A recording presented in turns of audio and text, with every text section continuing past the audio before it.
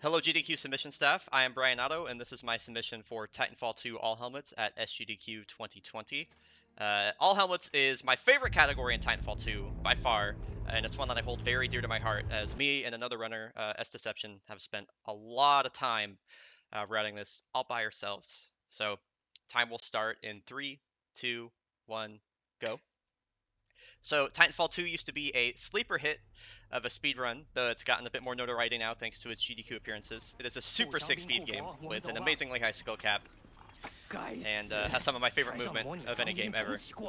For those of you that are still unfamiliar with it, though, this was developed by Respawn Entertainment. They recently put out the BR known as Apex Legends. They were also responsible for every Call of Duty up until Modern Warfare 2, basically. Before the team split off. Titanfall 2 runs on a modified version of the Source engine, which means we have some holdovers of Source movement, such as air strafing and B-hopping. We're going to see the like a Titanfall version of B-hopping here, known as slide hopping. And so slide hopping occurs when you press crouch, and when you have like a certain amount of speed and you press crouch, you'll initiate a slide on the ground. And from this slide, you can jump indefinitely. And when you pair it with air strafing, you'll just keep building speed. Air strafing is another very central movement mechanic to Titanfall 2. That's based around the concept of moving through the air to the left and to the right, and by holding A and D, or left and right, rather than holding forward. And this subverts the speed cap that is normally in place when you hold W, and allows you to keep building speed. We grabbed the EPG here. This is a rocket launcher that is going to do what you might expect here. First, though, we do have to clear this target range. And with the EPG, we're going to be using this to boost ourselves. Very fast. Now we're going to pick up fast frag grenades for some more damage boosts. And these ones we're going to let explode in our hand. And we're not going to be able to frag boost like this elsewhere in the run, though we will still be using it. But right now we're in a simulation. And so we can't actually die. And this category is all helmets, which means we have to collect all 46 of the pilot helmets that are scattered throughout the campaign. Each one has its own unique individual route there. And that one actually went pretty well. Anytime we're able to grab that kind of in one fluid motion, I would consider that a success. This is Captain Lastimosa. He is an elite and infantry unit known as a pilot, who is training us here. We don't really know why. We're not going to find out too, because this dude about to die. Alongside all of our other cool movement options, we also have a double jump and we have a wall run. And that's not the... And each part or each aspect of our movement has, you know, a million other things that go along with it that make it more and more nuanced, which gives this, I always call this run like Half-Life 1 meets Mirror's Edge. Now we're going to go for a pretty cool little glitch here if I can get it. I'm going to drop down on top of the Titanfall indicator at the right time. We didn't quite get it. That's okay. If you get it, sometimes the Titan will come in at a weird angle and it's fun, but we'll come back to Titans in a bit. For right now, we have to sit through some cutscenes. So, to provide a little context as to what's going on here, we play as Rifleman Jack Cooper. He is an infantry unit. He's a grunt in the militia. They are a rebellious military force that is fighting back against the IMC, or Interstellar Manufacturing Corporation. They are this evil corporate conglomerate that goes from planet to planet in this area known as the Frontier. They take all the resources, they drive people from their homes. We are the group of individuals that are fighting back against it. This is Lastimosa. He was the guy that was training us.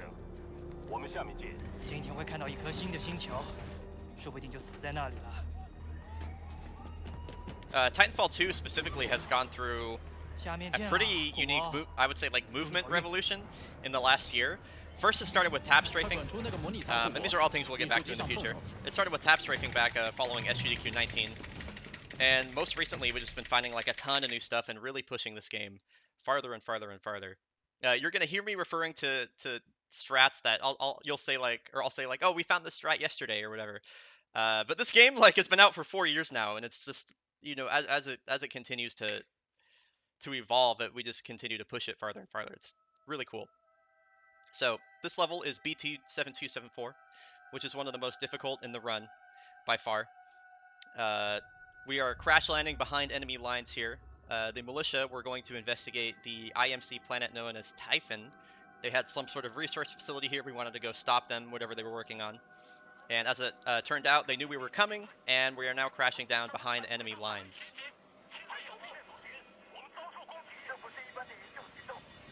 one of the things you'll notice is that we're playing in a different language now. If you've seen Titanfall run at an event before. Mandarin saves over 36 seconds or compared to English. It is the fastest language by far. A lot of people ask, you know, why did it take us so long to start running in another language? And what I usually say is because we were focused on a bunch of doing like cooler stuff than language testing, but really it's because that changing languages in this game is a huge pain in the butt.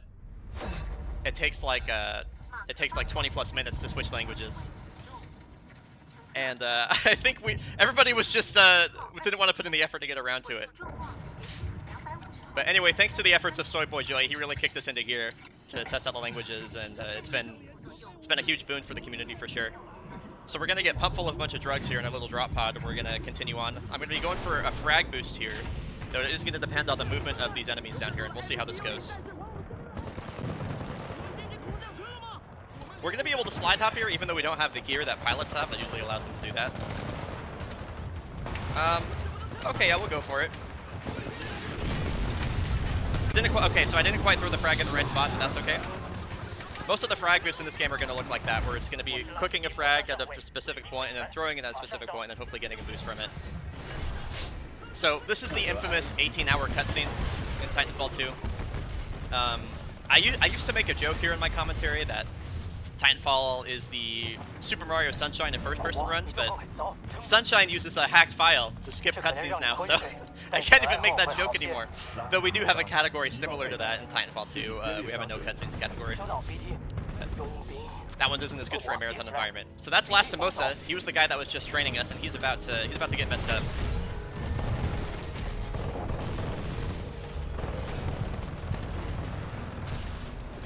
So these are the apex predators here. These are an elite group of mercenaries that just work for the highest bidder, and they are working to help protect whatever it is the IMC are working on this planet. We're going to be fighting or killing most everybody here. You got Sloan on the back left, Richter's front middle here, Blisk is the back right. You'll see Ash walking around in the background. I would say the biggest loss that we have in the switch to Mandarin is that we don't get to hear JB Blanc's beautiful voice acting as Blisk anymore. Definitely the worst part. That said, there's some of the Mandarin voice actors like really go in. They really go hard. So it's pretty fun to listen to him.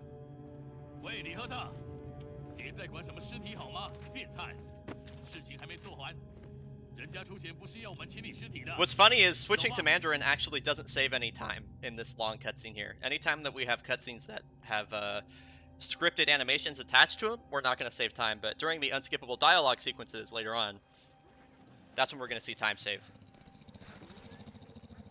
So we're waking up from our little nap here. Last of Us and BT are about to wake up and save us from the brink of death.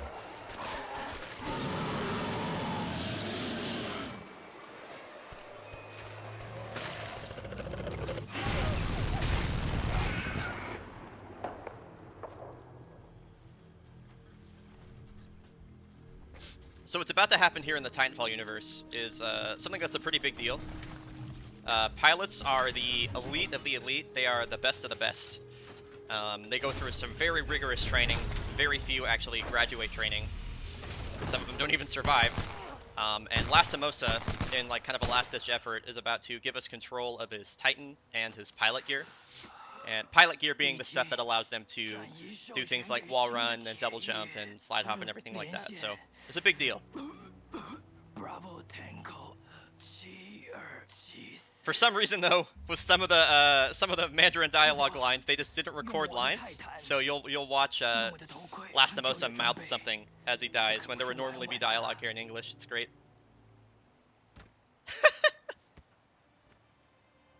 Anyway. So, once we put on our helmet, the run is really going to take off. What you'll be noticing is I'm going to be jumping off walls most of the time as soon as I touch them. And that's known as a wall kick. So, Titanfall 2 runs at a native 60 ticks per second. That's the amount of times it updates itself. Tick rate is not tied to frame rate, so this timing is consistent. And if you jump off a wall within 5 ticks or less, you will get a speed boost on top of the boost that you already get when you jump off a wall. And by jumping backwards here and jumping off this wall, we'll skip the amount of time where the game wants us to, before it gives us a sprint. And so that's a wall kick right there. Anytime I jump off the wall, that's going to be ideally within 5 ticks or less. And while there was a helmet in the gauntlet, this is kind of like the first helmet of the game. That's more of like a tutorial helmet to let you know that this stuff is happening, or that there are ones that you can collect. I'm going to go for a pretty new strat here. Get a little double wall kick there. It's pretty fast, though it kind of messes up the line that I want to take to skip the wall run here, and that's fine. Normally you can't jump off the same facing surface of a wall without extended delay, but if the wall is kind of curved, or you jump off a different part of it, you can jump off it twice like so. And this is a very difficult segment known as Death River. This segment absolutely murders new runners. You have to be, so it's a very careful route to get through there. Now this segment is extremely difficult because we only have 1 jump right now. Normally in this game we're going to have 2, but our jump kit is quote-unquote calibrating right now, so we don't have access to our second jump. So we are going to get it right here, and I just got a very lucky damage boost from one of the little beasties behind me, and now we have our double jump here. That was pretty sick. You can really see everything kind of open up now in terms of wall kicks and movement. Good barrel RNG. Got around there, that's good. So what we have to do right now for BT, which is that Titan that is not working, is we have to collect batteries for him to power him up. So we need 1 more of these after we install this one, and I'm going to be doing what's called a slant boost here, which is initiating a slide boost on a very sharply angled surface, which is going to give me a big boost like so, and I want to carry all this momentum over the river, use this frag to kill the enemy so I can install the battery. There we go. And now we're going to be going for another skip called River Jump. And this is a variant of River Jump called Boom Boom River Jump because we use a frag boost for it. I didn't quite get the height that I need from the frag boost. That's okay. We're still going to save a little bit of time. So now we're going to be reliant on picking up some frags from some of the grunts that we're about to kill here. That frag boost right there is known as Josh Frag. Thank you, Josh, for that. And this segment right here is one of the hardest in the whole game. This is known as Ravine. It's a ton of wall kicks back to back. There we go. I want to try and get a nice slide boost there, which is set up my lineup here. Okay, I had to tap S a couple times and slow myself down to get the lineup, but that's okay. I would like to get at least 1 more grenade if need be, or if possible. There we go. So we're good on grenades. Alright, this is going pretty well. And now this movement through the ship is a little bit annoying, to say the least, though we did get the slide boost there. You won't just get a slide boost automatically when you press crouch. You have to reach a certain speed threshold, which we did there. And we're just going to mash jump through this segment. Now we're going to pick up our final battery here. And ideally get a huge slant boost for the second helmet on this level. This is one of the harder helmet strats for sure. Yeah, so we're not going to get the strat that we need. That's okay. We're going to go for another frag boost. Ooh, we got a very good frag boost. That's a sick backup. Normally, if you get a slant boost, you can carry momentum all the way through that helmet, but getting that frag boost doesn't lose too much time. And we have to kill all the enemies here. And those were 2 very precisely placed frags to kill them both. This is going really well. That was very good. That was very, very good. Very happy with how that frag boost turned out. So this is BT7274. He's going to be our little pal. He's going to be our little buddy for the rest of the run. But first we have to get all calibrated to him. BT is a special class of Titan known as a Vanguard Titan. And him being a Vanguard is going to allow us to pick up different Titan loadouts throughout the game. And so Titan loadouts you can think of as different heroes in a MOBA or hero shooter or something like that. They're going to have different abilities with different strengths and weaknesses. And so BT is going to get us all calibrated to this specific loadout.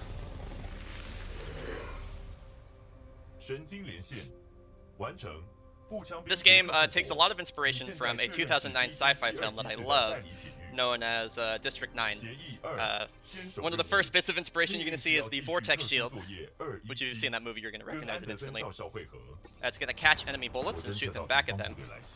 And when it catches bullets that are hit scan, or bullets that don't have any travel time, it causes this splash damage when you throw them back.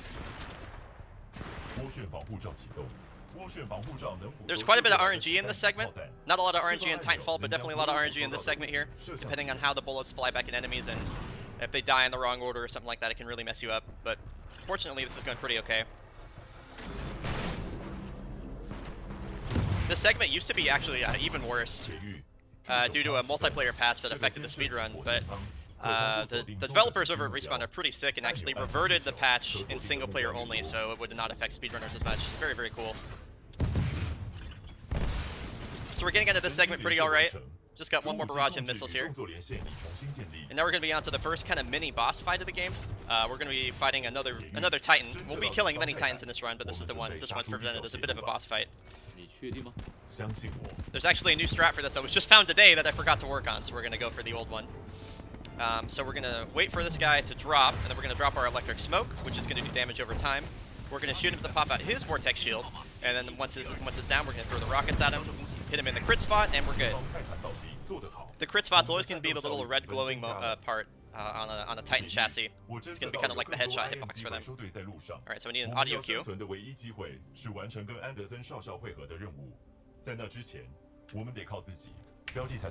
Alright.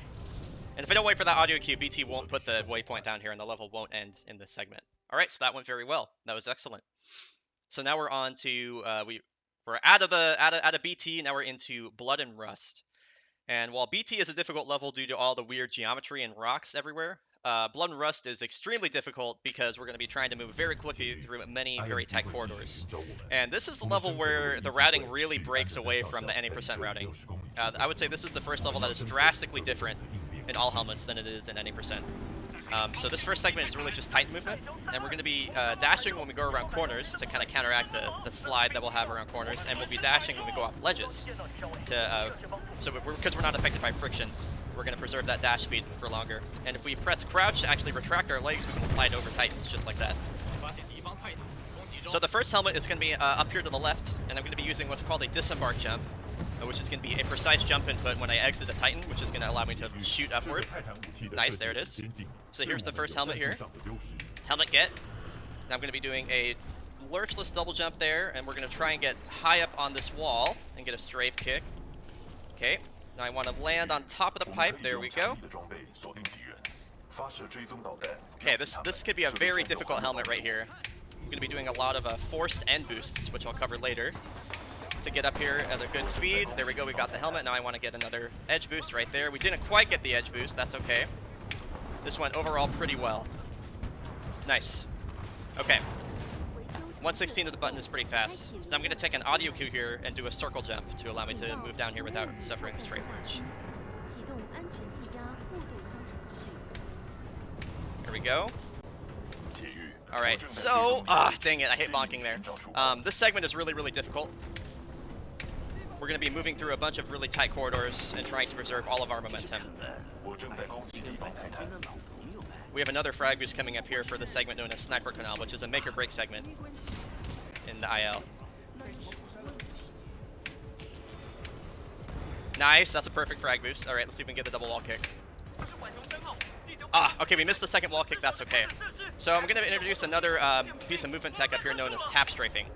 So when you're strafing in a direction and then you tap W rapidly, you'll kind of lurch in the direction that you're strafing, and it allows you to go through these tight corridors very quickly, like that, without losing a lot of speed. In Titanfall 2, we have a low air acceleration, which means we can't turn in tight corners without losing speed, generally speaking, but tap strafing allows us to subvert that by using something known as strafe lurch. So this helmet up here is way out of the way, but it requires a pretty difficult strat to get out here. I want to grab the helmet, and then I'm going to do a slide hop off here. I don't want to land low on the pipe there because the pipe hitbox is super weird and I can get super messed up on it. So that went pretty alright.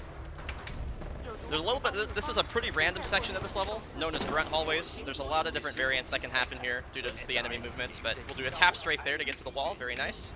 Cloak through here.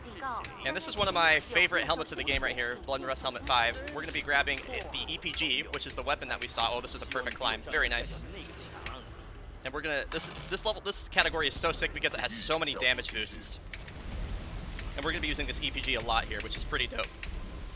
So now coming up here we have a skip known as Sludge Skip. And Sludge Skip is going to be the first really big sequence break in this game. That's too bad I didn't get the slide boost. There's normally a really big wave fight that we have here. But if we keep BT in this location right here... Didn't quite get that, that's okay. If we keep BT standing right behind that fence, we're going to be able to skip this whole sequence.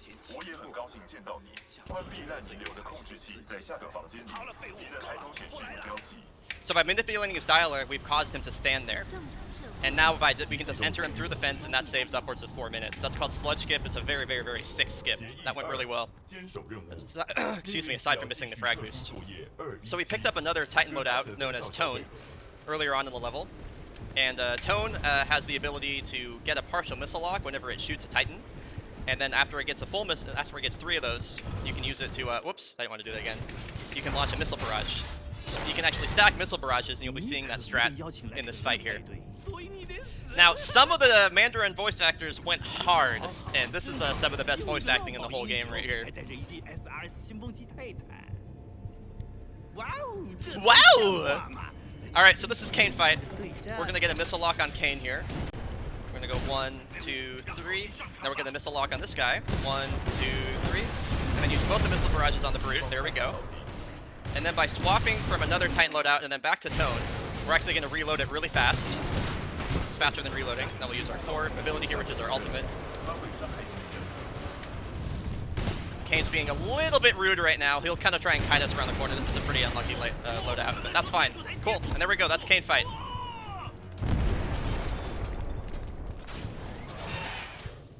So, I talked a bit about strafe lurching and tab strafing, and we can make use of strafe lurching to turn corners fast, but strafe lurching also has a bit of a negative impact on our speed. It causes us to lose speed, and we'll go slower generally if we're trying to go over longer distances. So one of the big movement revolutions that's been happening in this game lately has been we've figured out ways to remove strafe lurch on keyboard, something that controller doesn't have to deal with, but controller also can't tap strafe. And so anytime you'll hear me talking a lot about lurchless tech or strafe or like a lurch cancel or something like that, and that's going to be a lurch tech that allows us to jump from walls without suffering strafe lurch. So you hear me referring to like a strafe kick or a lurchless double jump, like so, and that allows us to take these really, really, really nice lines and really smooth angles rather than kind of these erratic sharp turns. And so figuring out how to cancel out strafe lurch has been a huge integral part of how Titanfall has been developing over the last few months. So now we're on to Into the Abyss Chapter 1. This level is Damage Boost City. This level's so sick. So this first segment is just all movement. I love it a lot. Let me make sure I get the right boost here. There we go. So I have there's a huge risk of death anytime that I'm doing an EPG boost, so I got to be really careful with my health here. I love this level so much, man. This is another big one that is just wildly different from any percent. And I have to be extra careful on the water here because the EPG actually explodes on the surface of the water, not at the base of the ground. So I have to keep that in mind when I'm doing the EPG boost here. So this went pretty well. We're back in BT now. We got both the helmets. That's just a super sick part of the game. You don't see this many damage boosts in any percent because we don't grab the EPG. So now we're inside BT, and we're gonna be using the straight or the boost strategy that I talked about before to boost around corners and off ledges. I messed up there. That's okay. And so you can see we're kind of in the middle of an assembly line right now. That's going to be a running theme throughout this entire level, Into the Abyss. We're going to be using a strat later on that's going to allow us to kind of like get ahead of the assembly line and get a nice boost. But first, we're going to try and get a little disembark jump here. There we go. To get this helmet that's kind of sitting way out of the way here. I'm going to get an edge boost to get back to BT. Anytime you run off the edge of a wall or the corner and you're falling off of it, if you press the jump during that kind of like coyote time, you will get a boost there. So now, that strat I was talking about earlier, wall boost is coming up right here. I'm going to time 2 dashes at a precise time to try and get ahead of the assembly line here. And doing so allows it to push me straight down here. Nice. There we go. We get pushed out at the end. Very, very nice, dude. That's wall boost. That saves quite a bit of time. Now we're going to switch to Scorch, which is a Titan we picked up earlier. And Scorch does a ton of AoE and close range DPS. And his ultimate is a big piece of burst damage, which we can use to clear those 3 Titans, which we need to clear to open the store. Now here's another kind of nifty little helmet. This one is very hidden at the bottom. Oh, I messed up the strat. That's okay. We shouldn't be too affected by that. Nice. Okay, cool. So when you collect a helmet, the helmet collection will save even after you reload the checkpoint. So we can reload the checkpoint here. I'm gonna go for a pretty difficult boost here. Oh, we didn't quite get it. That's okay. I really messed up this route, but this run's been going well enough where I'm not gonna let that bother me. I'm gonna cloak through here because these guys in this area are very mean. And now BT's gonna get captured kind of by one of the assembly line crane arms here. And after I press this button here, I can fall all the way to the bottom because the kill floor gets removed. And it actually saves a couple seconds of doing it otherwise. Alright, so far so good. Now we're on to Into the Abyss Chapter 1. Or excuse me, Chapter 2. And this level, just like any percent, is unfortunately an auto-scroller, but you're going to get to see a lot more level than you would in any percent. Any percent normally uses a route called Tolzweis, which goes kind of like around the entire outside of this main assembly line section. But there are helmets scattered through this level that we're going to have to go through the main portion of it, the meat of it to get to, so. This level unfortunately operates on a global cycle. So the assembly line, we're not going to be able to really move any faster than it does. So we're going to be waiting for a little bit. I'm going to grab a very important weapon to speedrun right here. This is the Spitfire. If you play Titanfall multiplayer anytime and recently, you're going to hate this weapon, but it is very good for the speedrun. So I'm going to go for a little swag strat here. I already messed it up. I pressed crouch at the wrong time. That's okay. I was going to go for a swag strat known as Swaganos, which would have allowed us to kind of like skip down here, but that's okay. So normally at this portion in any percent, we would just go to the right side here and just kind of skip this whole area. But we're actually going to have to go through the assembly line now. We didn't always know that this level was an auto-scroller, actually. And so this skip right here used to be a super important skip to do quickly. You can find like old videos of me playing this game when I first started just practicing the skip over and over and over, and I was really bad at it. But it's pretty trivial nowadays with all the experience that we have. So here we are, we're just cruising down the assembly line, hanging out. We do have to be careful here because there's a lot of moving parts. And so while we can do some cool movement stuff, we want to be very careful not to end up getting crushed or anything like that. So a lot of this time it's just going to be evasive waiting, I guess is how I would describe it. I'll be going for another little movement-based swag strat here. I'm going to be launching to that platform over there. See if we get it.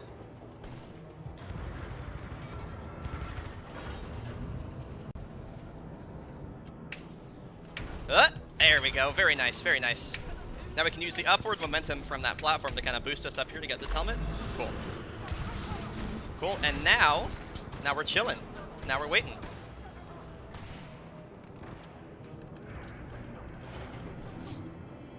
So normally at this section in any percent we do something called red versus blue, which would be a neat little thing where we kind of had two enemies fight each other, but we don't really have the time to do that.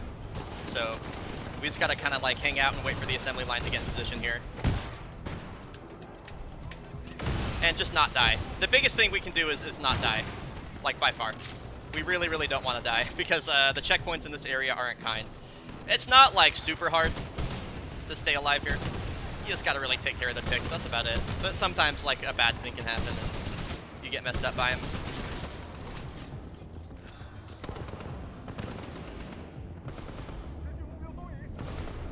Alright, I'm gonna wait for these guys to get in position right here.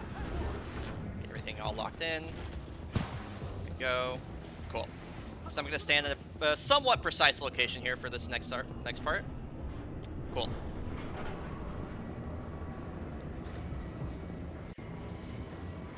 Let's see, I might move a little bit to the...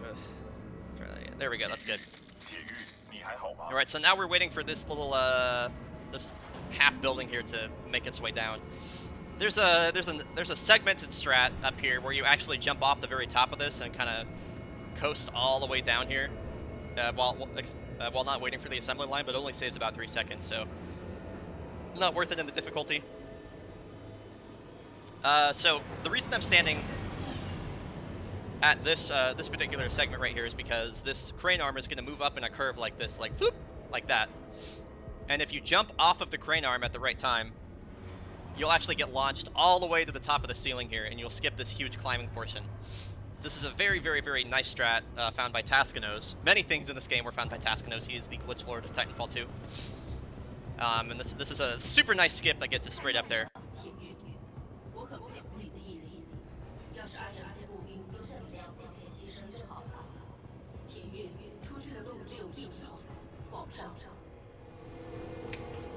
Let's see. We got it. Cool. I thought I might have been a little bit slow there, but we hit it. That was perfect. Now, I'm definitely not gonna forget this helmet down here. I've definitely never forgotten this helmet on world record pace before, ever. I've never missed a helmet. Never forgotten a helmet in Titanfall 2 in all helmets. Never forgotten one. We're definitely not gonna forget this one because that's never happened before. So, and then make sure to get that one, and we're good. So now we have a pretty, another really neat skip coming up here that has a pretty cool history behind it. There's normally a very big fight here in this dome section, where basically the IMC tests out some new weaponry on you. But fortunately, we have a way to skip this whole thing. We do this an entirely different way until a Respawn dev saw our SGDQ 2017 submission video and was like, hey, you could do that another way, just so you know. He didn't tell us how, but what we found out is that this wall right here just doesn't exist. You can just walk straight through it. And so now we're gonna just kind of make our way around the outside here. Whoops. And we're gonna go stand at a very specific location. And the screen is gonna go black a little bit later on. And when that happens, we're actually gonna get teleported to an alternate geo, which is gonna be conveniently right above where the end level trigger is. And the end level trigger of this level is actually present the entire time, so theoretically we could get to it if we can get out of bounds, but it is positioned so far out of bounds that we don't have any feasible way to get to it right now. Though if there was a way to skip this level, that would kind of be like the barrier skip of Titanfall 2. Alright, and so now we're on to Into the Abyss Chapter 3. This is probably the only level that I would consider to be a little bit easier on all helmets than it is in 90%.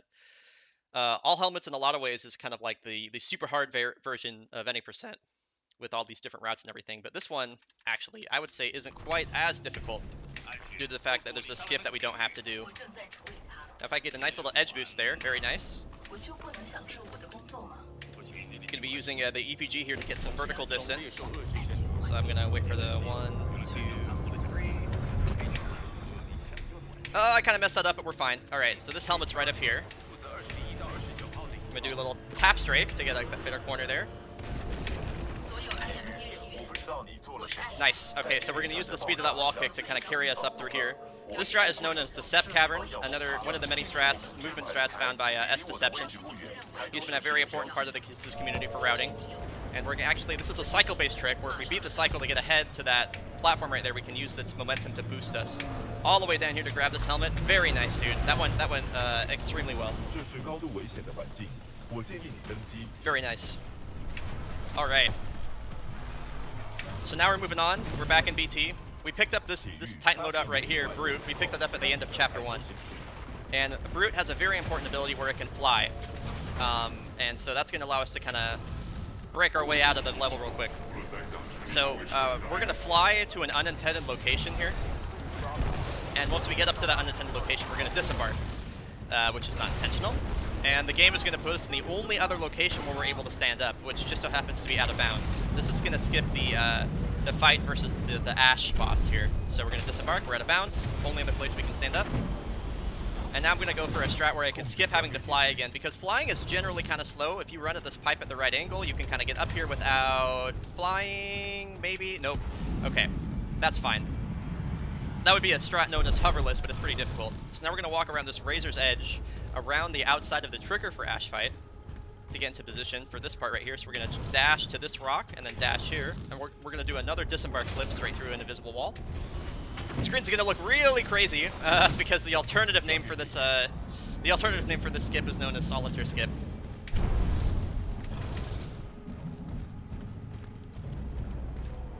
All right, and that's it. That's Ash Skip. We are officially out of the abyss. And so now we're moving on to Effect and Cause, which is probably the most iconic series of levels in Titanfall 2. And probably in all of FPS history, if I'm being honest. If you played this game casually, this is going to be the level where you're like, oh yeah, I remember this one. So we've been trying to rendezvous with Major Anderson this entire time. Major Anderson was set on some sort of covert op mission to this location. And we're gonna immediately notice that there's something weird going on here.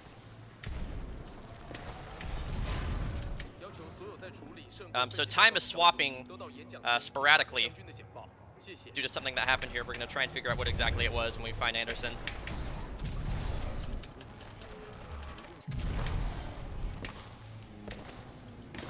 Oh, there we go. So the time is swapping based on set triggers right now, but it won't always be that way. It gets pretty cool later on. This is a very difficult strat. It's going to be 3 wall kicks. If I can hit them, okay, I missed the wall kick here. That's fine. That's a pretty tough wall kick to hit. There's normally a strat I can go for there that's a backup, known as wall boost, or sorry, rock boost. But I don't feel like taking the risk on that, and I'm just going to eat the time loss, and we're going to continue on here. So we found Anderson. Anderson is somehow inexplicably stuck in this floor here. We're going to take his helmet. You can say helmet get in chat if you want. This is not technically a helmet collection, but you know, all helmets. And now we're going to bring the helmet back to BT. Pilot helmets contain a lot of important data inside them, and so BT is going to scan the helmet to figure out what exactly happened here. And you'll notice that we don't have the EPG anymore. That's because, unfortunately for us, the game just takes away our EPG. There's no value for an EPG in this level. We've even tried to like equip the EPG using mods in this level, or using like custom config mods, and it just crashes the game. So it's too bad. EPG was fun while it lasted, and this level's really frustrating because there's this whole sequence here where you have to wait for BT to kind of uncover this audio log and figure out what exactly happened here. But, and so you have all this free time to kind of run around, and instead of putting the helmets in these really interesting locations, they just put them in these super obvious spots that are really easy to get to, so, oh well. It do be like that. So BT's gonna throw a zipline right here. It's gonna land about right there, or it's gonna land up there, and we're gonna jump to it and grab it at an early spot high up here as soon as the hitbox or the grab box for the zipline spawns. This is a pretty neat strat. It saves about 2 seconds. It's actually possible to get in here before BT throws the zipline, but it doesn't. It actually loses time to this. There's a lot of really weird things going on with the triggers based on where the dialogue is and everything in this section.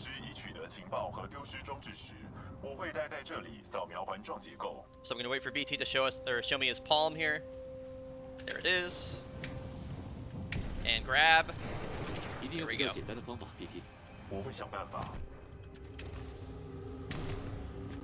Alright, so this next section coming up here is pretty radical. Actually, I'm gonna go for a little funny thing here. I'm gonna try to abuse the way the level works and fly up to the top for no reason. Nice. We'll come back to why that happened. So there's a really cool trick coming up here called FTL, or faster than light. Now this is one of my most proud finds in the entire game. So there's this laser grid here, and I'm gonna stand where the laser grid is in the other timeline, and then when time swaps back, I'm gonna be standing in the laser grid. And if I jump at the right time, the laser grid will shoot me out at a super high speed. Hell yeah, dude. Alright, very nice. That's FTL. That's a super sick strat. Also a very high risk one. I'm really happy that I got that. Yeah, FTL's so dope. One of my proudest finds in Titanfall 2 for sure. So now we're on to Effect and Cause Chapter 2. And I mentioned before that time was swapping sporadically on its own, but now we're going to have the ability to control it. This is the other half of Anderson's body. And we're going to put on his wrist-mounted device, which is going to allow us to swap through time at will. And so this level is one of the hardest levels in all helmets, for sure. If not the hardest, honestly. There are 6 helmets in this very short level. I'm going to use a no-lurch double jump here, by the way. There's a little example of how the routing changes with no-lurch. And we have, this level just looks really cool because you're swapping through time really fast. You're killing a bunch of enemies at high speed. It looks awesome. Now the first helmet's at the top of this elevator. I'm going to punch this guy through the door. And we're going to jump 7 times. 2, 3, 4, 5, 6, 7. There's the helmet. Cool. Now this level has some really nice pace to it, but it is also broken up by these sections where these audio logs for Major Anderson are developed. words are very hard, are delivering us some plot, so we just gotta chill while we're waiting for the plot. We got to the door at 54 seconds, so we're gonna do a big smiley face because that makes us happy. The next helmet is at the far end of this hallway, and I'm gonna be trying to bonk the ceiling at the end of the hallway so that I get some, so it pushes me downward at a good speed. But also, I want to try and do a very long downward strafe. So I want to meet the minimum speed threshold that I need to get a slide boost, and I messed up. Let's see if I can still get it here. No, I can't get it. So I mentioned before that you can't just press crouch to get a slide boost. You have to actually build up a certain amount of speed. So if I'm just walking and I press crouch, nothing happens. But if I'm going at a certain speed, then I get a slide boost. So I was attempting to get enough speed to get a slide boost into the room. Didn't get it, that's okay. So everything after this segment here, we're going to be doing another frag boost. This is going to be the single, like one of the single most difficult segments in the game right here. So we'll see if we can get it here.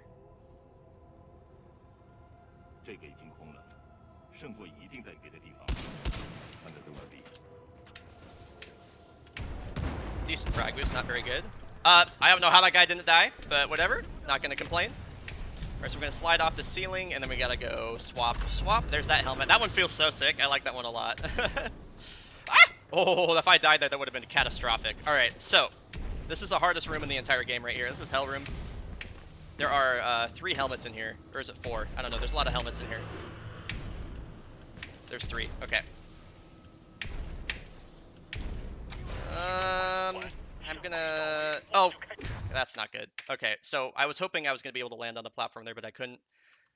Where's this checkpoint? Okay, this checkpoint could have been worse. It could have been worse. Actually, you know what? Let's see if we can get Hellroom zipless now. Because we already got the helmet. Okay, I'm gonna stop being fancy with it. I've been being... Okay, you know what? No, we're gonna keep being fancy with it. I take it back. Wait, can I get out of here? Please? I'm gonna go for a pretty gnarly strat that I wouldn't be able to go for normally. Called Hellroom zipless. Let's try again.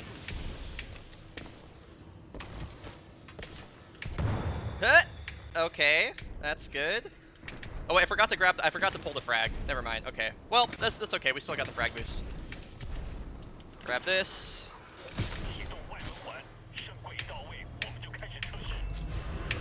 Now we're gonna do another no lurch double jump right here to keep the height that we need and the speed to grab that helmet. There we go. Hey, all right. So once we got past that first section, everything went okay. Definitely not a good effect and cost chapter 2, but you take what you can get. This run has gone pretty spectacularly up till this point, so I'm okay. And we got to show off the cool strats. Alright, so this is the ending segment of the level here. Oop. And after this, we're going to be moving on to effect and cost chapter 3. So this level is actually constructed in a pretty interesting way, where when you swap between timelines, you're actually swapping between 2 entirely different levels. One of them is located very down below, and another level is located way up in the sky. And if you initiate an animation at the same time that you swap time, you'll actually stay in the same timeline despite having swap time. So when the game tries to when the game tries to swap you, you'll get put way up in the sky. But despite that, but it'll still track your horizontal position. So I've now kind of I've tricked the game, quote unquote, into thinking I'm in a different timeline, and I can use that to just kind of phase through walls, seemingly. So that's a strat known as time stop. A very, very, very cool strat. There's a variant that you can do here that is a bit more intense, but I decided to go for the bit more tame one right now, since the threat is pretty good. BT. And now, now we're going to the this very cool sequence here.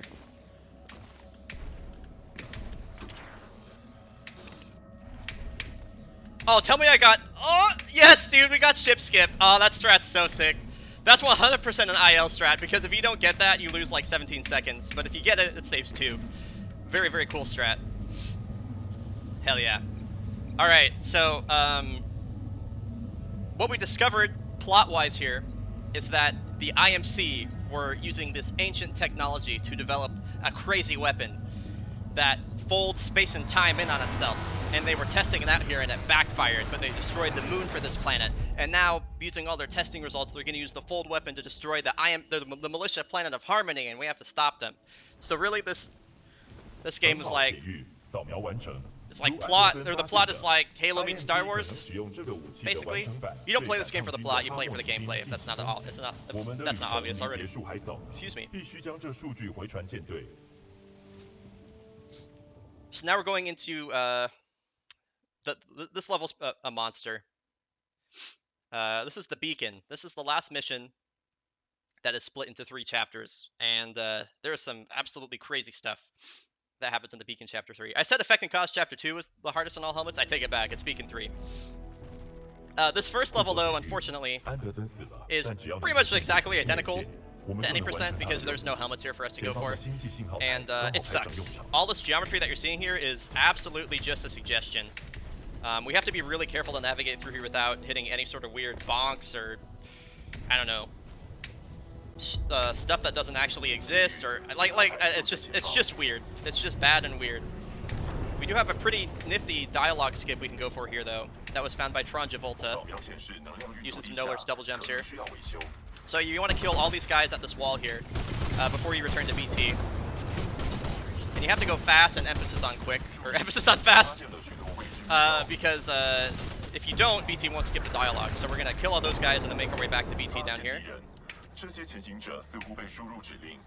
And yeah, when you do this fast enough, BT actually skips talking to the militia, which are holed up in that little building there, and it saves upwards of 45 seconds. It's really nice. And normally I can enter BT a bit quicker there, but I didn't get a checkpoint, so I decided to wait for it. That prevents the risk of a crash. Now we're going to pick up Ronin, which is a very, very important Titan to this game.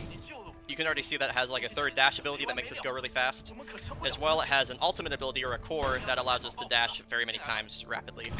So now we've made it. We got the dialogue skip, and BT is gonna talk to Captain Cole here. He's kind of a jerk.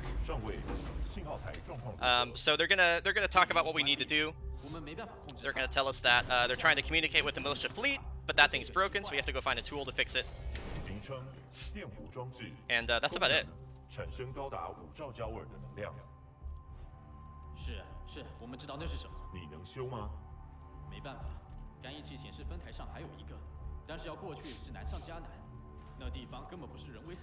Coming up here is going to be the Beacon Chapter 2. And this level, I have quite a relationship with this level. I recently spent the entirety of February 2020 grinding BIL for Beacon 2, which is the most optimized level in the game. I spent 120 hours in this level, over 8,000 attempts, just to get world record by 0.09 seconds. Fortunately, we don't have to do one of the really hard skips in this level known as Kill Room Skip, because within Kill Room itself, there is actually a helmet that we need. So, it's a little bit easier in any percent. That said, this level still has a really, really, really nice flow to it. Very optimized, very fun. I'm gonna be doing another little tap strafe here to get around there quickly. Alright, so here comes Kill Room up here, and inside Kill Room I have to kill a certain amount. I have to kill like 6 enemies as quickly as I can. So I'm gonna be using these 3 frag grenades and not dying. Holy cow, that was close. I got the helmet, there we go, that guy's dead. Those guys are dead. Okay, there we go. So now this door is gonna open. Well, okay, I don't normally get that. Okay, you don't ever get that speed boost there. That melee, I was not ready for that. Oh man, that sucks. Okay, anyway. Now we're moving on. We picked up the softball. This thing is a little grenade launcher, sticky grenade launcher, from the other TF2. And we're going to use the grenades to boost us every now and again. Like so. Whoops. I think we're fine.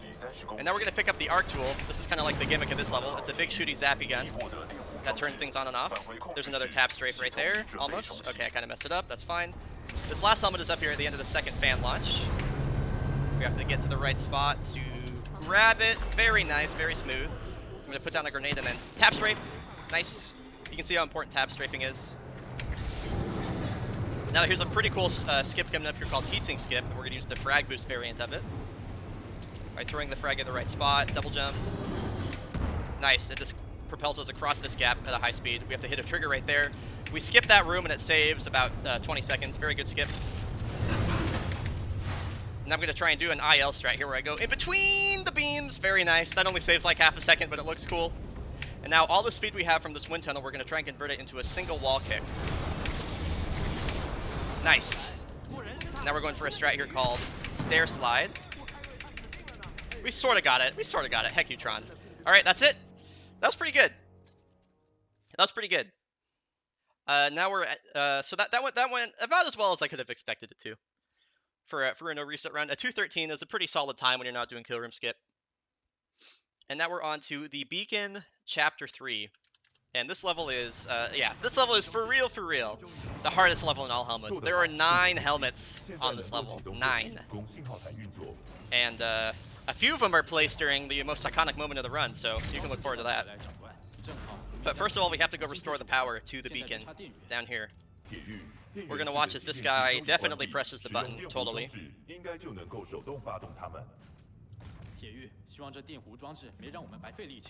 He definitely pressed it, don't worry about it. So they're going to spend a lot of time talking to us about how there's this really deadly radiation here. And if we don't hurry, we're going to die, and we need to hurry. But you can actually just come in here and like take a nap and come out. You'll never actually die in here. I would say definitely this would be a good time for like 1 donation.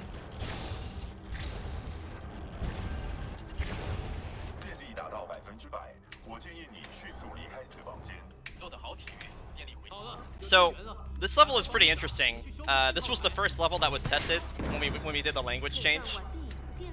And to put in perspective of how much unskippable dialogue there is in this level accounts for 1/3 of all the time saved by switching to Mandarin. Mandarin saves 12 seconds over English in this single level alone. It's absurd. And what we're learning right now, plot-wise, is that we turned the power back on, but now, oh no, the power is, the beacon broke, so now we gotta go fix it. And coming up here, we have one of the coolest tricks in Titanfall 2 by far. We're going to be initiating something called Moon Boots once we get to the beacon down there. So, we're going to switch back to Brute here. And again, Brute has the ability to fly. And when you fly, you're not supposed to be able to disembark. But if we're able to kind of wedge ourselves in a weird area where we can, and we disembark, we'll find that our player gravity is, for some reason, reduced by 15%. We don't know why exactly this happens. We believe it has to do something with how the game reads or how the game actually does flight. But anyway, we're super floaty now. This trick is called Moon Boots. So we're gonna go grab these 2 helmets here. These don't. We're just waiting for BT to talk, so it's not too bad. And now we have probably the most iconic part of the run. If you've seen any percent, you're gonna remember Super Fastball. But there are some helmets that are hidden throughout this segment that we have to grab. So in all helmets, this is known as Super Curveball. So please enjoy.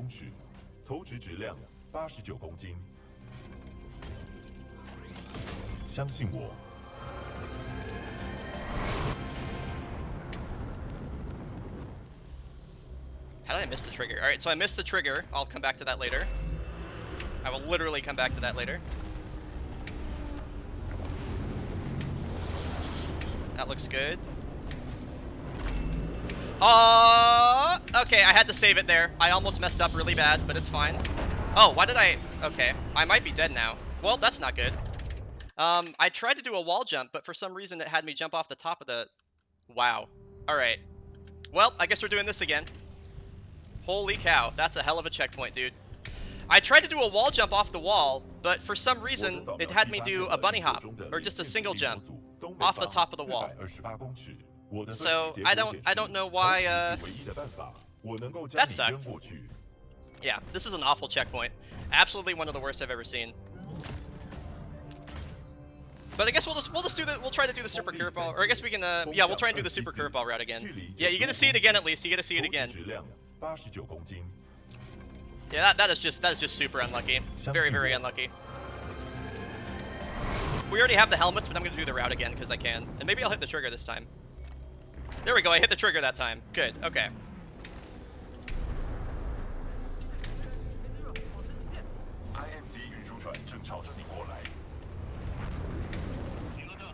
Dude, really? I didn't get the double jump again. Alright, well, okay, so this is what I was trying to do last time. And this would have been a fine backup. It would have been fine, but, you know, things happen. Alright, so now we're going to take the softball down here to get this last helmet right here. We'll do a little tap strafe. Got it. Another tap strafe. Tap strafe again. Ah! Strafe kick there. I didn't mean to actually shoot there. I would almost killed myself. And now we're going to pick up something called the Gravity Star. And the Gravity Star is a shuriken that creates a gravity wall behind it. And we're going to use that to boost us right here. Nice. That was very good. Cool. Alright. Alright, here we go. This is a very difficult Gravity Star coming up. Let's see if we can get it here.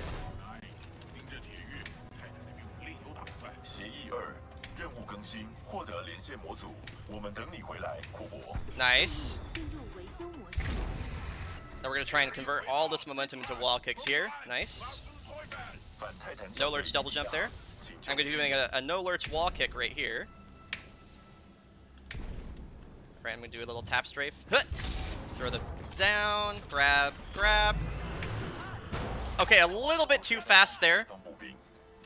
That's okay though. Am I going to make that? It'll be really, really close. Okay, that's fine. I think we got a checkpoint, so it shouldn't be too bad. Yeah, this checkpoint's fine. And I believe I'm just going to grab the gravity stars here. That was a little bit too early there. There we go. So that's what was supposed to happen.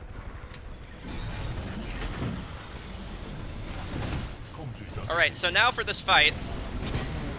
It's actually, you can actually skip this entire fight, but it is slower to do that. But however, there are still 2 helmets that we need to collect. So I'm going to be disembarking from BT before the fight is over, and I'm going to be trying to deal with the, or trying to go grab the helmets, and timing that at the same time that BT finishes up his dialogue at the very end. Here we go. Looking pretty good so far. We got good spawns. I'm trying to manipulate the spawns of these stalkers here by looking at a certain spot, which will always cause them to spawn in a certain area. There's still a guy alive over there somehow. Not really sure how he's still alive. After this guy dies, I think we're just going to book it. Yeah, we're going to book it now. So I'm trying to time this correctly by kind of balancing out when I stop the fight and when I begin the climb here. There we go. There's the helmet. There we go. We heard, so that little bass drop that you just heard indicates that the fight is over. And I think I went a little bit early. That's okay. This is kind of like a little tightrope walk here. This is pretty spooky. There we go. Just to get up here, and whenever the whenever the dialogue runs out, this thing will start descending. So we timed that pretty well. We could have went a little bit later. We're gonna get some fireworks ready.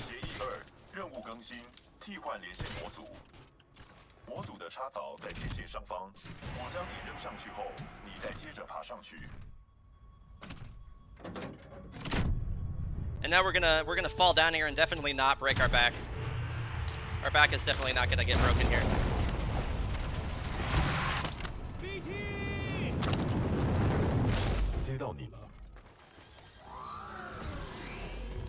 There are the fireworks.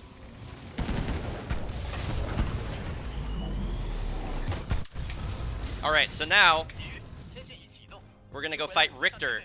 Richter is the second actual boss fight that we do in the run, despite being, I think, like the third boss that you normally fight in the game since we skip Ash. This run, or this, there's actually a new strat that was found a couple days ago by Cashmayo that we're going to be using for the second phase of this fight. So this fight is going to be all spawn manipulation. By looking at certain areas and standing in a certain spot, we can manipulate enemies to spawn in certain areas. There we go. I know when the indicator... Oh, I did this early again. When the indicator turns red, I'm good to go. I definitely messed this segment up. That's okay, though. I need to just do the thing a little bit later. Okay, so now we're going to swap to Scorch. Okay, now we're going to get down both of our flame traps, or I guess just one. I guess I'll have to figure out how to do that. There we go. So by laying down that those flame walls like that, we can cause both the enemies to kind of run at us, and by using Scorch, we can do that really quickly. So that went pretty well. Nice. So that was a really, really good AI minute there. That was very fast.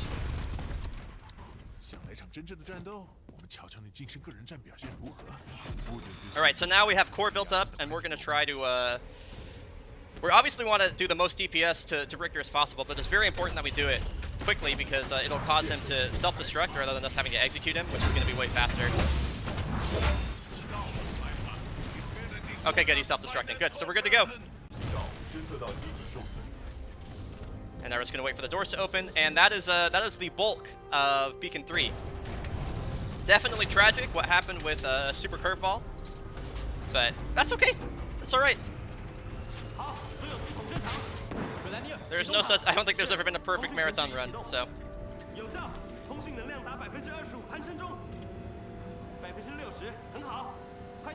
Was there a helmet in that corner? No, we have 9 and 9 helmets. Don't freak me out, please. My Twitch chat.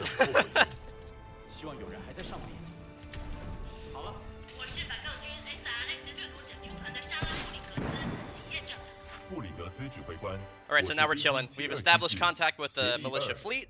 We're gonna get hooked up with them. We're just waiting now.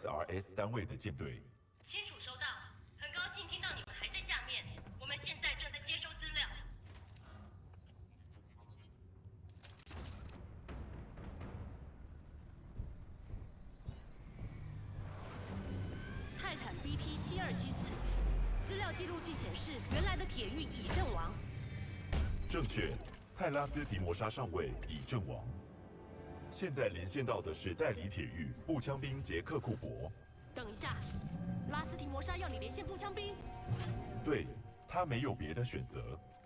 了解，我们会将你转给合格的铁狱。反对，库珀是我的铁狱。我们现在的作战效能评分超过90%，请求授权保持此连线。BT， 你该庆幸我们无计可施。准许授权。库珀，有台机器很赞许你。幸好有你的圣柜扫描资料，我们已经追踪其能量特征到 IMC 的提供新基地上。我们时间不多，快走吧。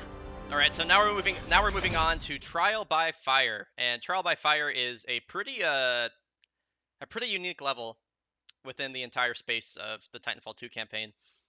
There's a couple sections where you have to disembark for helmets, but this is really the only level in the game that is 100% determined by how quickly you or by 100% determined by Titan combat and Titan movement. 听着 ，IMC 研发一种折叠时空武器。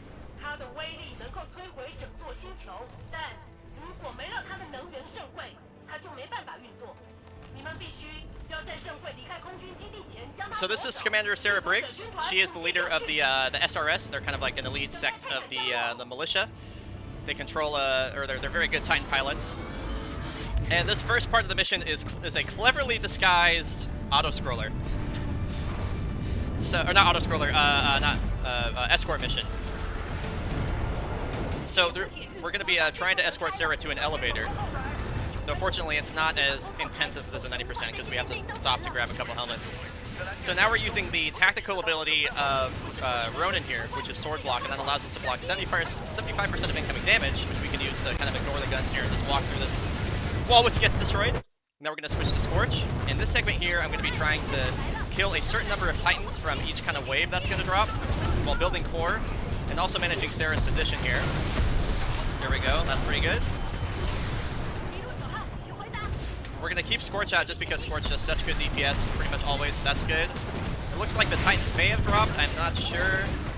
We've got our second core. That's good. That guy just literally phased through me. All right.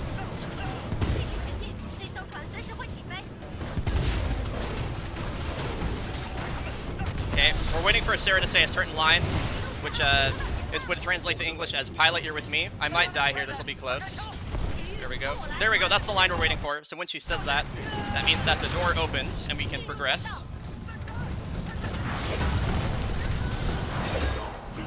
Okay, so after we kill this guy, we're going to jump up here and grab this helmet. And if BT's nice, he'll stand right next to the fence so we can embark through the fence. Very nice. Sarah is lagging behind, so we're going to hope that she'll keep up because we have a lot of, we still have a lot of stuff to do. And we'll eventually hear a line that indicates to us that she's here. Okay, so we hear that line means that Sarah's done. She's good to go.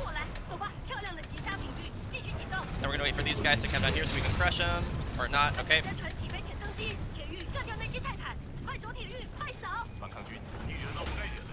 That guy's dead. Alright. Now we're gonna turn our arc wave both of these guys, melee during the shield. And 1, 2, 3, 4. I would normally swap off Ronin here, but we don't want to swap off Ronin because swapping off Titans can be slow, loses time. Now we're just gonna do this. There we go, and Sarah's here. Cool. We're gonna grab that for health. Now the second helmet is right down here, and this is a very hard helmet to get to. Like, trying to get any sort of smooth movement for here is hard, but we did it, so that's pretty cool. Jump off here. Don't bonk. Oh, we bonked. Okay, now let's get out.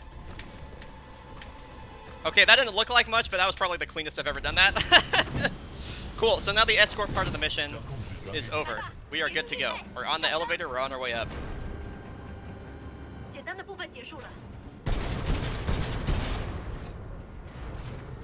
So at the top here, we're going to pick up another loadout known as North Star.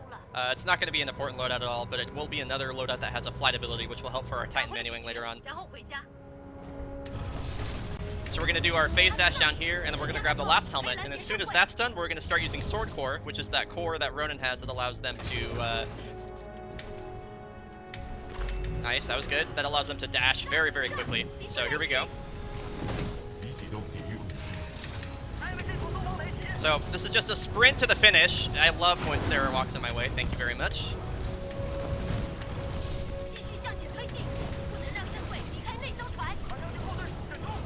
And we're gonna try to optimally regain core as quickly as possible. So what we're gonna do here is line both of these guys up and use an arc wave on both of them. There we go. We're at 73 already. There we go. Cool, and we're through. And now we're just dashing to the finish here.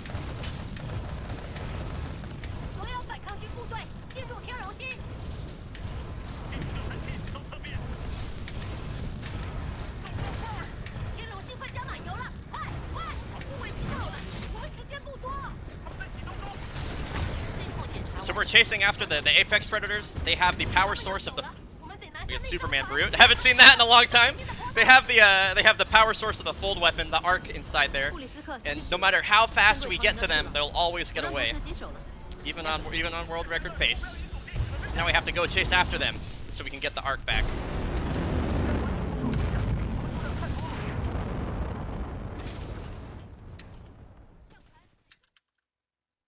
Cool. Speaking of the arc, that is also the name of the next level. This level is also known as the arc, and oh boy, the arc is it's definitely a level of Titanfall. This is definitely a Titanfall level. This the arc is a very infamous level within the Titanfall community.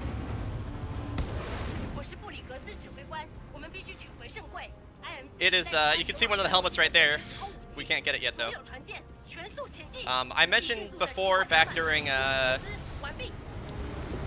Into the Abyss that when you're jumping off a moving platform, you will kind of like take the momentum from it for both your first and second jump. And each one of these ships individually has their own momentum going up and down and left and right or whatever. And sometimes very, very bad things can happen. Very bad things. That was a nice direct hit. So this level is very scary. It is also the second to last mission in the game, which kind of like adds to the fear here. So there's just a lot of crazy stuff.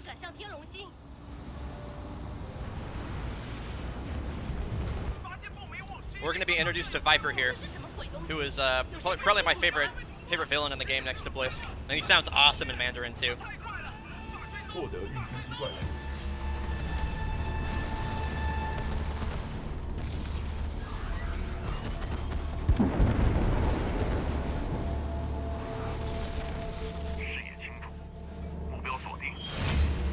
Alright, but so now we have Barker skip coming up here. This is one of the most difficult skips in the whole game. This is a very precise frag boost from a flying ship to a flying ship. Barker's ship to the 6-4. But both Barker's ship and 6-4 ship are moving kind of at their own... They're moving in their own way, and so there could be a little bit of... There's gonna be a little bit of variance here, but ultimately you want to get a perfect frag boost to mitigate that, though bad things can still happen. Anyway, here we go.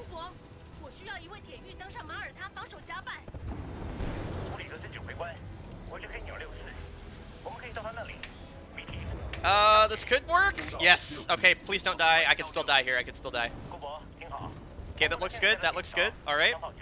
Now I'm going to try and look at 6-4's positioning here to get a nice skip over to this last helmet down here. Nice. That's good. That's good.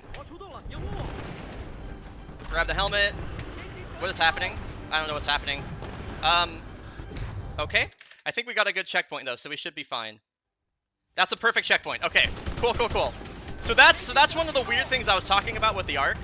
Where just like really, really silly things can happen for seemingly no reason. That is actually a perfect example. That's exactly what I'm talking about. That said, we got a good checkpoint, and helmet collection persists throughout checkpoint reloads, so we're good to go. Now the game is going to tell us to clear these 3 gun batteries here, but we actually don't have to worry about 2 of the gun batteries. We only have to worry about the last one. So I'm going to be doing a no lurch or lurchless wall kick there.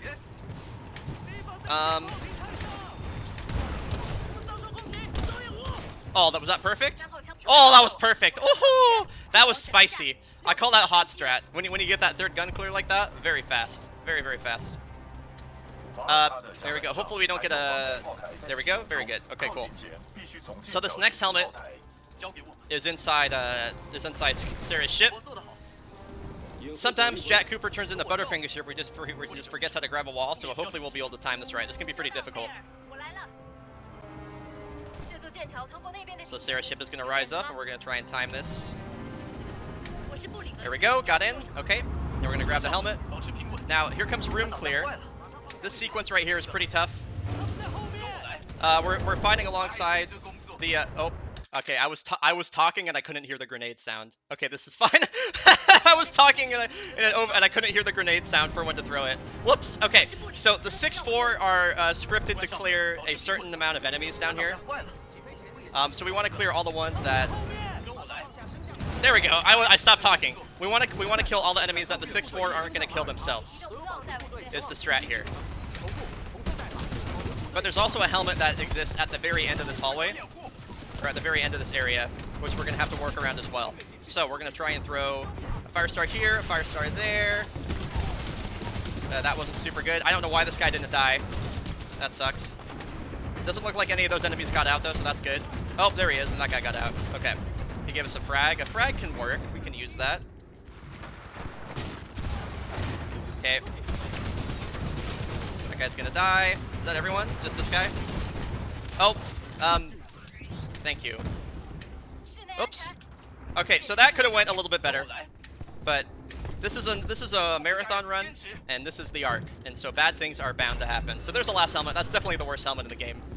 Its positioning sucks. It's really awkward that it's at the end of room clear. It do be like that sometimes. Whoops.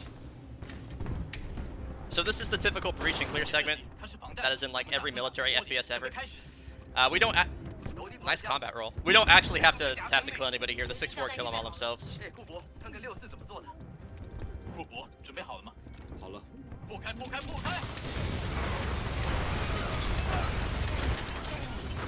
So now we're going to use our very convenient plot device, our knife that also hacks things. So we're just going to be controlling a ship with a knife. You know? Very normal things. It's very much a video game moment. And now, for whatever reason, the game wants us to pilot the ship behind this other ship. I usually use a controller for this. You can see my button loadout hints just turn to PS4 stuff. That's because I use a controller for this segment only. Just because I like analog movement for the ship more than I do like the digital stuff. Now we're going to stand away from the wall, because when we did Barker skip earlier, we skipped the sequence where BT throws us.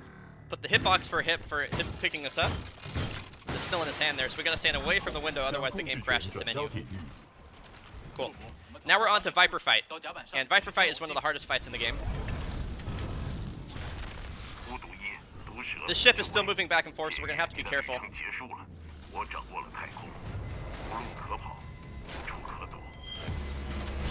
Alright, so we're going to start off with a missile barrage on both of those Titans. Then we're going to try and pop the flame shield on each Scorch here. There we go. I'm not really sure what's happening here. Okay, and this guy should die pretty quick. And he's dead. Okay, now we get to Viper. We're gonna blow that up. Okay, now we're gonna try and gonna run away. 3, and then hopefully the rockets will come back and kill him. Where are my rockets? There they are. Hell yeah, brother. There we go. That's a decent Viper fight. It's a decent Viper fight. 我是 BT7274，毒蛇已解决。 Minky, I love that. Knife of Hacking, legendary. Activates plot devices. That's great. That's a good joke. Alright, we have one more little segment left over here. Viper is not dead. This sequence is so sick, by the way. This whole thing. This whole fight is just really well choreographed. Very visceral, very fun to watch. 100 I love that you go 175 kilometers an hour right there too. I think that's the single fastest we go in the whole run.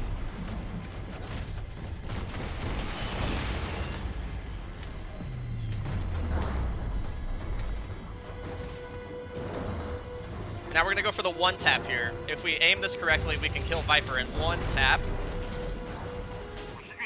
Ah, almost. Okay, let me try that again. There we go. Oh well. So now we're moving on to now the rest of this level is gonna be on rails here.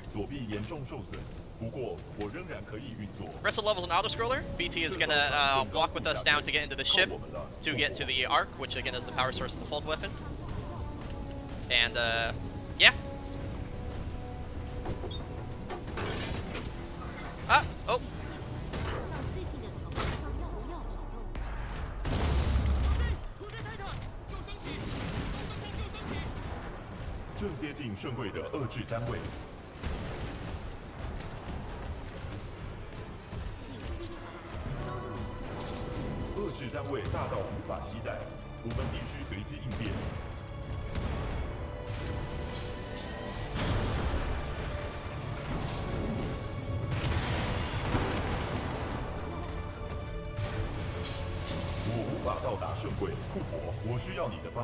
You gotta remember to hold W during this segment. I've definitely never not forgotten to hold W here. Definitely never. I wish there was like anything you could do to make this go faster, but you can't.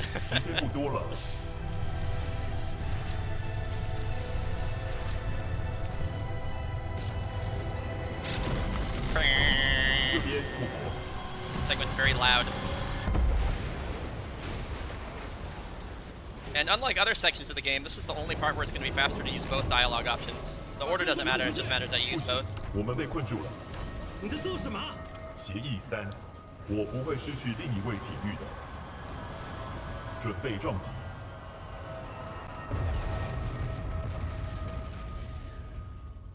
Alright, and now we're on to the Fold Weapon, the final mission in the game.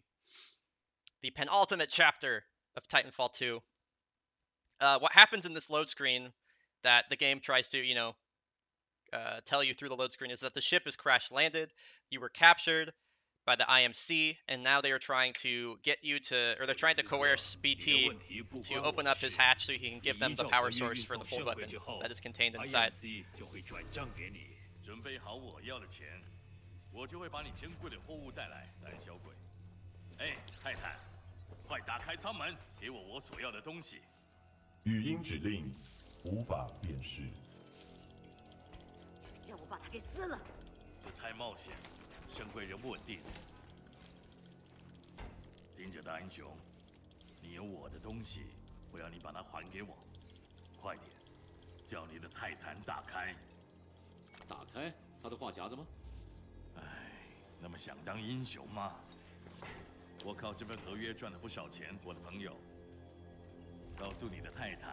Definitely have time for donations if you got any, chat.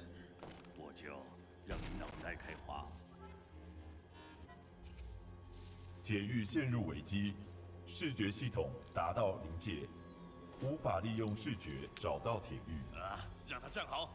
Greetings from games. Long-time viewer, second-time donator. I am donating because my viewer has died from donation. Poor viewer. 看到他了没？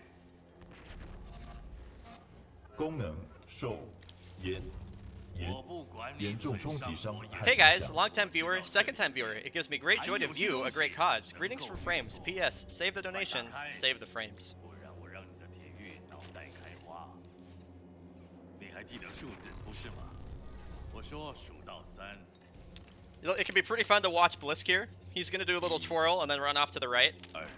There are lots of things in this game that you're not supposed to see that you do see when you crank up the FOV all the way. 没那么难吧，对吧？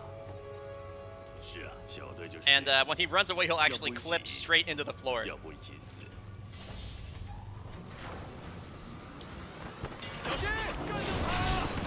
And whoop, there he goes, into the floor.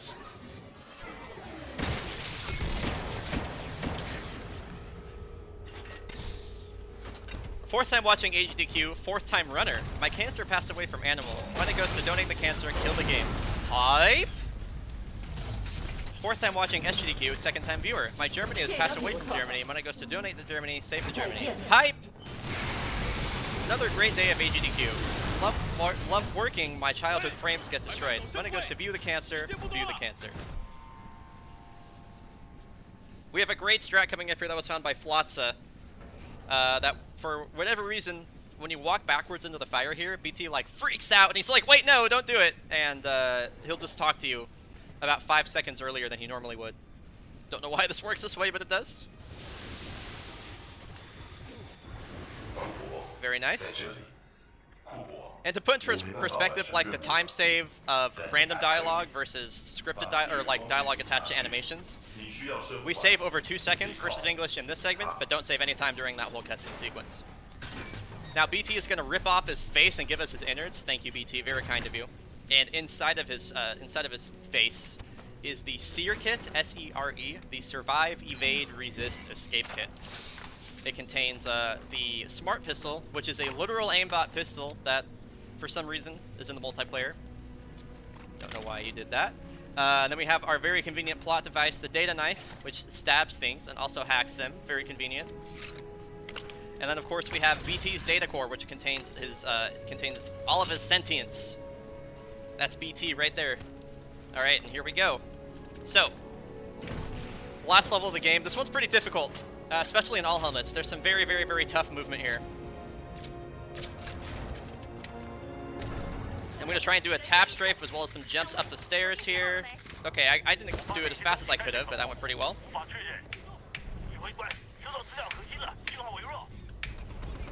Now I want to try and line this up so I can do a nice little strafe kick on the wall up here. I didn't get the strafe kick, that's fine. Do a tap strafe around the corner. That was pretty fast. That was pretty fast.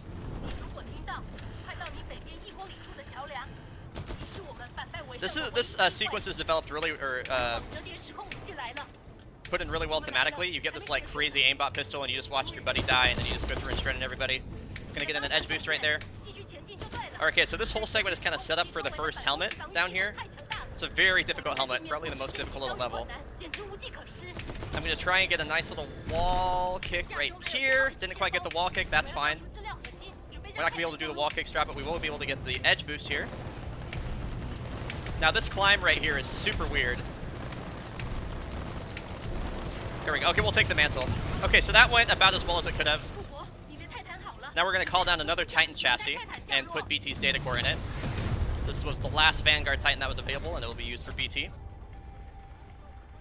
And once we get in BT, we are going to attempt to build core up as fast as possible, and then switch to Ronin and sword core to the next section. We have a very important skip coming up here called Door Skip at the end, which is going to use one of the flight abilities of one of the Titans to fly through the top of the door. This is a hugely important skip in the context of the Titanfall speedrun. Back when we first started running this game, this used to be a huge RNG moment at the end that could cost you upwards of like a minute, depending on how the Titans move. But we have a very consistent skip that that works for this final sequence, and I'm very grateful for it. So, shoutouts to Gliding Shadow, I believe it was Gliding Shadow, Angry Albino, and Enderon, who ended up finding, who are the reason that the skip exists. There's also some weird stuff that can happen with Titan geometry, where like if you approach stuff at the right angle, like this rock face, you'll just climb straight up it. I don't know why that happens. But anyway, now we can get here. Whoops! Oh, that's not good. Okay, well, I meant to switch to another Titan to get through this door, which we would have used to get a really nice strat here, but unfortunately we didn't get it, so that's fine. We're supposed to switch to another Titan there and then fly through the door and then use a disembark jump for this helmet, but didn't work out that way. That's okay. I hope BT doesn't die now. BT's at a risk of dying because he didn't come through the door with me, so this is definitely a little bit spooky. It's a pretty big mistake. Also, we got super slowed down by rockets there, which is bad RNG. Now, this is a pretty cool helmet strat that has gone through a ton of iteration. We have to climb an obscene amount of vertical distance here to get to this helmet, as it's extremely out of the way. But we got it pretty clean. Now we're gonna. That is the final helmet of the game. There's BT, and with that, we have officially collected all the helmets. That's it. Now we're gonna try and shoot a Marvin for good luck. I don't know where BT's going. He's out of here, bro. All right, and so this is Sloan Fight, and Sloan Fight recently had a huge new strat found for it that, if we do it correctly, is gonna save 13 seconds later on. This was found by Cash Mayo. It is an extremely difficult strat. We'll see how it works out for us. So we're gonna have to open up with an instant. Okay, let's see if we get this. Hold on. Okay, that's good. Okay, that's good. We open up with an instant arc wave. Drop this. Now we're gonna flame core these guys. Kill both of them. Okay, now we're gonna get back up here and force Sloan to spawn here with via spawn manip. Okay. There we go. Now we'll get over here, switch to Ronin. Use one slice on each of these guys. Switch back to Scorch here. Okay, she's a little far away. Oh, okay. Oh, that was close. Did we get it? Did we get it? Okay, so by activating Sword Core here, I did an interesting strat called... that you'll see. Okay, we might have gotten it. We'll find out. We'll find out. We definitely got this, though. So, by activating Sword Core right when we pull the Arc Injector, our gun is still out here, and this isn't intentional. This is not intentional here. And so something very interesting is about to happen. So we still have our gun out here. And okay, we got the other strat. I'll talk about that in a sec. The big villain of this game, Blisk, Daddy Blisk, is about to get out of his Titan and deliver a final monologue here. But we still have our gun, so you know we're just gonna. He's gonna die. He's just gonna die, and as soon as he dies, the game skips ahead 33 seconds of his dialogue, and that's it. He's gone. He's gone, bro. This strat is known as Andy Shot. It was found by Reddit user Shot Andy, who posted to r/Titanfall and said, "Hey guys, I found a way to kill Blisk. I don't really know anything about it, but here you go." And so someone in my chat alerted me to it. We went and tried it out, and absolutely popped off when we figured out this was actually a huge skip. Apex Legends is canceled. It's non-canon. You're welcome. And I'm about to pop off myself because we executed that Sloan Fight strat so perfectly. We did it fast enough where we actually got to the Arc Injector before the Arc actually did like before it actually charged. And so because of this, you see how the Arc is already lit up, or the fold weapon is already lit up. It's not supposed to be lit up right now. So because we were so perfect in Sloan Fight, the fold weapon is pre-charged, and we're gonna save over 10 seconds of the fold weapon charging up before it fires. This was that Sloan Fight strat and this pre-charge were things that were both discovered by Cash Mayo, who was a gauntlet runner that since switching to any percent has had a huge impact on the game. So this strat just kicks so much butt, dude. This is so sick. Between like the faster fight and this, we're saving like upwards of 15 seconds between both of them. It's huge.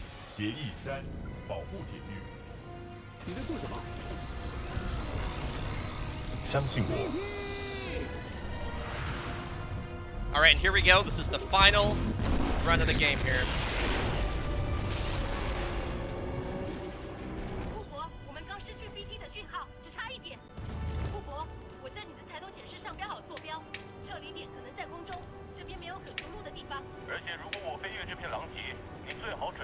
Hope I'm far enough ahead. Good. Cool. Do a bit of a circle jump here. Sort of. Take a grave kick on that wall. Good. This looks good. We go for one more final swag strat here. Nice. 125-24. Very nice run. Very, very, very good run. Very, very, very good run. As you can see by the time, this was significantly better than the last submission run I recorded, so I'm pretty happy with this. That's a GG. That's a G'ger. Thank you, GDQ submission staff, for watching. I hope this was a good argument for Titanfall 2 all helmets being at SGDQ 2020. This is Brian Otto signing off. Thank you so much, and I will see you in Minnesota. 很多人欠你一条命，还有 BT。巴克，设定到哈莫尼星的航线，带我们回家。没问题。